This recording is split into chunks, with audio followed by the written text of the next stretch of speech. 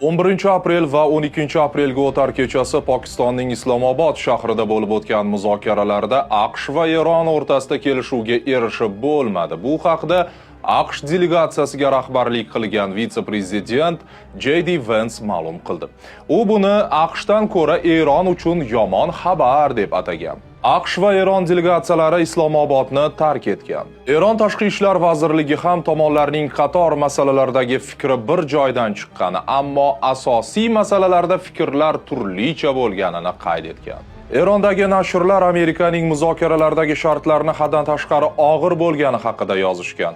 Amerikadagi Axios nashriga ko'ra esa tomonlar Eronning Hormuz bo'g'ozi ustidan nazoratni saqlab qolish talabi va boyitilgan uran zaxiralarini topshirishdan bosh tortishi tufayli kelisha olmagan. Muzokaralar yakunlangach, AQSh markaziy qo'mondonligi harbiy dengiz kuchlari yangi parvozlarga tayyorgarlik ko'rayotgani haqida ma'lum qilgan. AQSh va Eron o'rtasida 8-aprel kuni o't ochishni vaqtincha to'xtatish va Hormuz bo'g'ozini ochish bo'yicha kelishuvga erishilgandi.